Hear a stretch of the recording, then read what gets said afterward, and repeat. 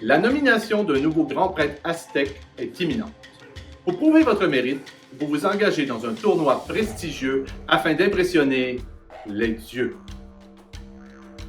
Façonnez des sculptures impressionnantes et complexes de serpents à plumes, communément appelés Coatl, pour sortir victorieux et devenir le prochain grand prêtre aztèque. Pour notre deuxième épisode, nous jouons à Coatl avec notre invité Janusz Jaworski. C'est à toi de jouer!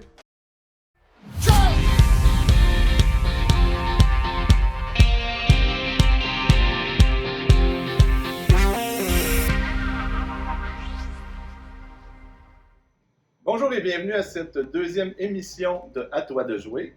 Aujourd'hui, mon invité est Janusz Jaworski, auteur et cofondateur des éditions du Bouclier. Bonjour Janusz. Bonjour. Et on joue à un superbe jeu de conception québécoise, Coatl, qui est sous la bannière des jeux Synapse Games.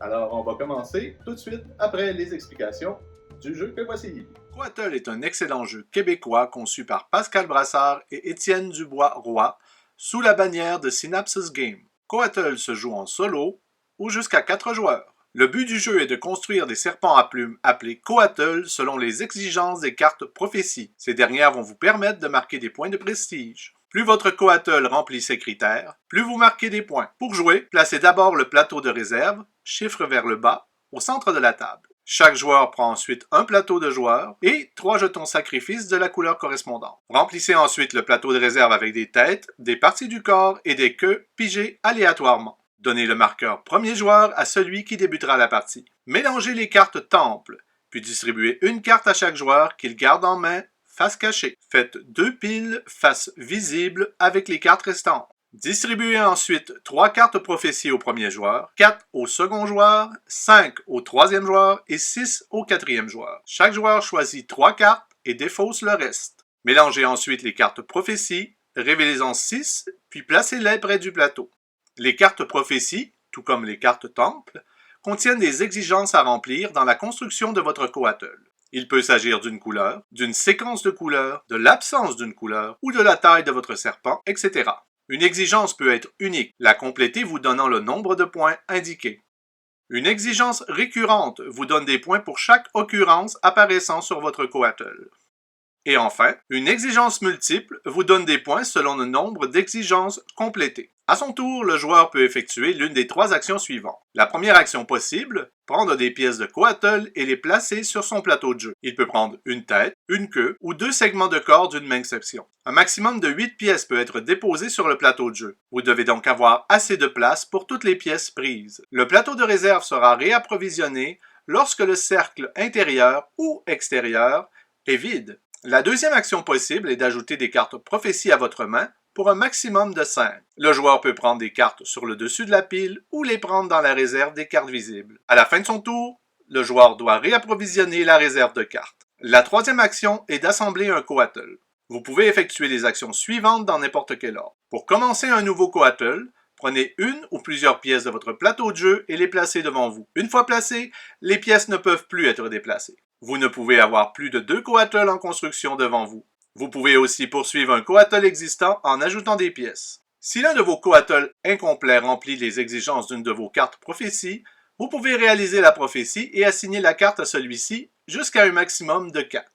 Enfin, vous pouvez compléter un Coatl. Ce dernier doit avoir une tête, au moins un segment de corps et une queue. De plus, une carte prophétie doit être réalisée. Si une carte temple de votre main ou de la réserve peut être réalisée avec votre Coatl complété, vous pouvez l'assigner à ce dernier. La partie se termine lorsqu'un des joueurs a terminé son 3e Coatl ou qu'il n'y a plus de segment non réclamé. Le décompte des points se fait de la façon suivante. D'abord, tournez le plateau de réserve pour afficher les chiffres. Chaque joueur prend un segment de corps de sa couleur correspondante et le place sur la tête du Coatl. Chaque joueur fait alors le calcul des points selon les prophéties qu'il a réalisées sur les Coatl complétés seulement. Le joueur qui marque le plus de points gagne la faveur des dieux et devient le nouveau grand prêtre. Ça indique que tu es le premier joueur. C'est bon. Il n'y a pas de règle pour définir le premier joueur, donc on va y aller avec tu es l'invité, tu es le premier joueur. Ok. Je commence par regarder mes cartes. Oui, c'est vrai, moi non plus, j'ai pas regardé mes cartes.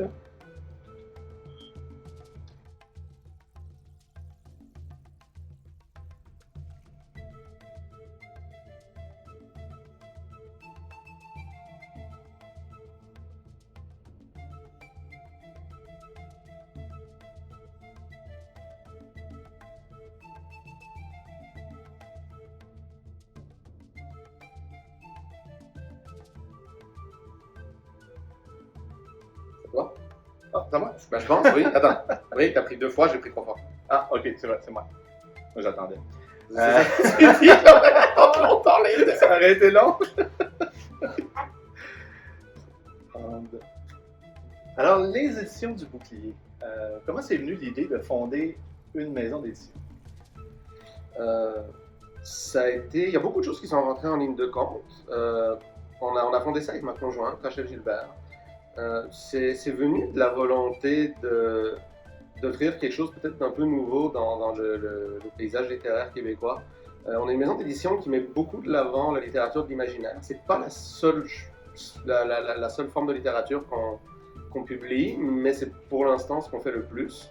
On se disait qu'il y avait clairement un public pour ça, parce qu'en termes de littérature de l'imaginaire, malheureusement, au Québec, et globalement en francophonie, on lit beaucoup de traductions. Est-ce que vous avez une philosophie de laisser aller vos auteurs ou vous intervenez un peu? Oh, on intervient beaucoup. On intervient beaucoup, probablement beaucoup plus que la majorité des éditeurs au Québec, mais jamais dans une idée de déposséder l'auteur de son propre texte. Je veux dire, on veut absolument éviter que quelqu'un qui s'y connaisse dans un domaine lise un de nos livres puis dise « Ah, ils savent pas de quoi ils parlent ». Donc on fait vraiment attention à ça, puis on engage différentes personnes pour ce genre de choses-là. Donc on intervient beaucoup, mais toujours dans l'idée que la personne centrale du projet, c'est l'auteur. On essaye aussi d'impliquer l'auteur dans absolument toutes les étapes du livre. Bon, je pense que c'est à moi de jouer. Plugger le titre de l'émission. Ouais. Segway. Ça ici, ce qui vise le plateau extérieur, donc on va. Oh. Ouais. Là, tu l'as eu parce que là tu le resets maintenant à un moment où je peux pas vraiment en prendre beaucoup.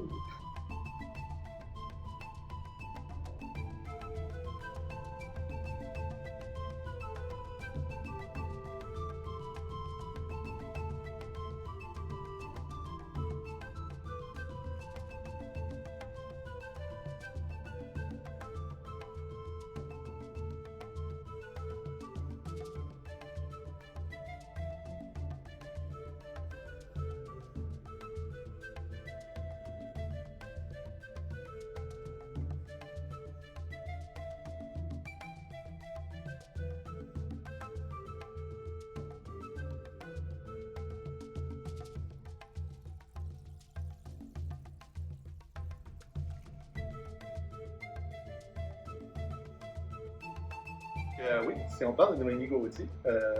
Noémie Gauthier, c'est une jeune auteure de la région. Quand on l'a rencontrée la première fois, elle avait 19 ans, je pense. Terminal, c'est de la science-fiction post-apocalyptique, c'est un univers très recherché, ça se passe pas très loin de notre époque, là. Ça commence dans la fin des années 2030, donc c'est pas ultra futuriste ni quoi que ce soit. Puis c'est une version assez sombre et assez pessimiste de l'avenir de l'humanité. Ça nous a beaucoup plu, un aspect très, très dur, très sec, donc ça c'est Terminal, dont les 2 premiers tomes sont déjà sortis, et le 3e est en cours de travail, puis va sortir quand il sera prêt. Julie Boulian. Hey. Julie Boulian, c'est une auteure de la baie. Julie, c'est ça comme je disais, l'ACA, c'est notre premier livre qui n'est pas de la littérature de l'imaginaire. C'est une romance psychologique, ça se passe en grande partie au Saguenay, en partie en France, en partie il y a des souvenirs de l'Afghanistan. D'ailleurs, la couverture, si on la regarde à l'envers, tu la vois à l'envers en ce moment. Oui. Tu vois que ce qui est une plage, en fait, à l'endroit, à l'envers, devient un souvenir d'Afghanistan avec un char d'assaut. Je veux dire, donc il y a beaucoup de complexité dans cette histoire-là. Puis c'est une histoire qui met extrêmement bien en valeur, je trouve, le patrimoine de la région. Donc c'est une histoire qui nous fait vivre à travers des personnages, leur parcours, leur questionnement par rapport à leur identité, par rapport à leurs racines, et tout finalement tourne autour du fait qu'ils se retrouvent autour d'un lac qui se trouve à une heure d'ici, dans le coin de Ferland-Guadeloupe, le Dakar. Donc c'est ça, c'est un très beau livre qui met en avant la région.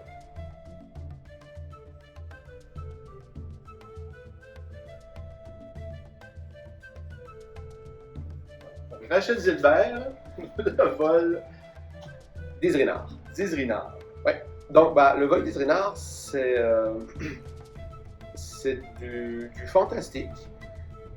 C'est l'histoire de trois sœurs qui découvrent un objet mystérieux, Isrinar, et à partir de là, elles sont poursuivies, elles doivent fuir. Alors, expliqué comme ça a l'air très simple. Puis, c'est vraiment, ça se passe dans notre monde à nous, mais plus on avance dans l'histoire, plus on se rend compte qu'il y a des choses qu'on ne sait pas, puis qui sont cachées, et on arrive jusqu'à aboutir finalement vers des contrées qui sont complètement imaginaires, mais qui existent dans l'univers de Raphaël. On s'aperçoit qu'elles sont au milieu d'énormes machinations politiques, guerrières, et il y a beaucoup de choses qui vont finalement, par la force des choses, reposer sur leurs épaules. Et ça, cette espèce de contraste énorme entre le fait que ce soit trois petites filles finalement qui devraient être complètement démunies face à ça, mais qui, par la force des choses, commencent à prendre leur place dans l'univers. C'est quelque chose de vraiment extraordinaire et vraiment touchant. Le plus dur, je trouve, c'est de ne pas perdre le fil de sa propre pensée. Je le dis toujours, c'est ma stratégie. Je pose des questions pour déconcentrer les gens. Mais c'est moi le plus déconcentré. C'est bon.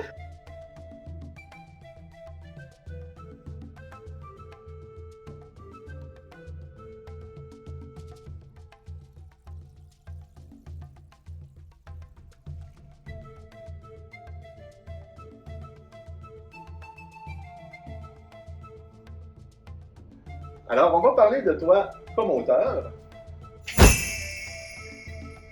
Donc, ton premier roman, La Guilde du Savoir, Les Gardiens de la Raison. Oui. Est-ce que tu peux nous résumer un petit peu l'histoire? Ça se passe dans un empire que je décris régulièrement dans le roman comme se noyant dans les ténèbres, dans le sens où il y a une énorme emprise d'obscurantisme religieux, d'éléments comme ça dans le livre, où les gens finalement s'éloignent un petit peu de la raison. Donc l'idée de la Guilde du Savoir, c'est un petit peu de se demander à quoi aurait pu ressembler le Moyen-Âge s'il y avait eu non pas juste des individus qui se sont opposés à ça, parce qu'il y en a eu, mais vraiment d'avoir quelque chose d'assez grand, d'assez bien organisé, d'assez puissant, même d'un point de vue militaire, pour s'opposer à l'obscurantisme et au dogme de l'Église. Donc, on arrive avec la Guilde du Savoir, qui est justement, dans un contexte médiéval, une organisation qui est là pour faire triompher la vérité. Donc, l'histoire en elle-même du premier tome de la Guilde du Savoir, c'est que dans le nord de l'Empire, des patrouilles militaires qui sont là pour des fins d'occupation disparaissent. Et les gens ne savent pas pourquoi. Et finalement, trois gardiens de la raison sont envoyés sur place pour essayer de voir qu'est-ce qui se passe réellement dans le Nord. Et ça ouvre la voie, les réponses qu'ils trouvent finalement ouvrent la voie sur des choses beaucoup plus larges et on se retrouve embarqué dans cette aventure-là.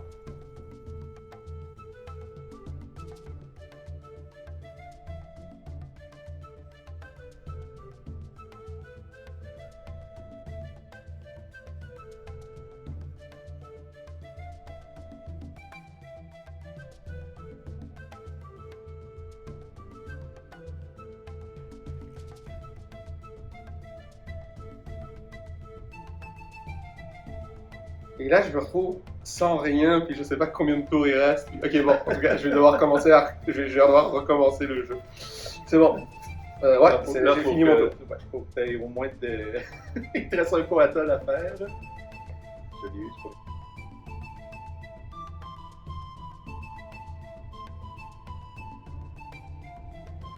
oui, donc j'ai vu les notes que tu as publiées sur Facebook, sur ton tome 2. Ça m'a fait penser beaucoup à un maître de jeu Donjon Dragon qui prépare sa partie. Est-ce que c'est une inspiration pour toi? Donc oui, c'est le même genre d'exercice un petit peu. Et même plus largement, je dirais, tout ce qui est jeu, ça aide énormément, je pense, à l'écriture. Je le vois en tant qu'éditeur et les auteurs avec qui je travaille aussi. Ça permet de probablement plus facilement se mettre dans la peau de l'autre. C'est-à-dire d'être capable que ce soit même le jeu de société ou même si on va même plus loin, n'importe quel sport d'opposition, quand l'auteur est capable de toujours se dire bah oui, moi je fais ça parce que c'est mieux pour moi, mais l'autre aussi, il fait ce qui est mieux pour lui. Là, il n'est pas supposé faire des trucs qui vont me mettre en valeur moi. Ça mène une réflexion, ça mène forcément une réflexion. Donc oui, je pense que c'est des choses qui sont extrêmement positives que j'aurais voulu. Mais oui, ça avance bien, tout est clair dans ma tête, ce qui n'était pas le cas encore il y a quelques mois. Tout est vraiment clair, donc là je sais exactement où je m'en vais. C'est une question maintenant de l'écrire. Là, il y a peut-être un tiers qui est écrit, puis le reste doit suivre. C'est là que la stratégie de Janusz se réveille. Comme ça, et j'ai fini un troisième. Ok, fait que là, moi j'ai 2 tours, c'est ça? Bien qu'on avait 2 cartes temple. Alors, on va compter les points.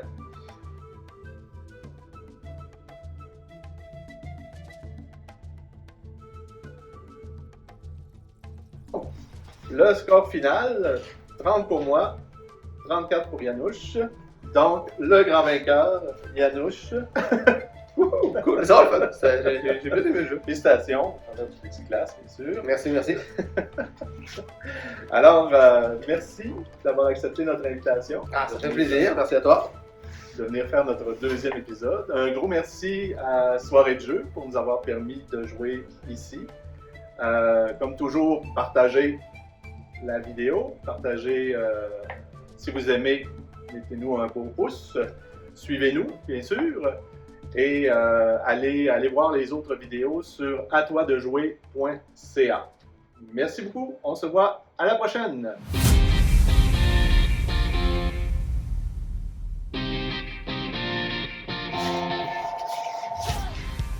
Déjà des fans qui appellent. 3e épisode de la ligne ouverte.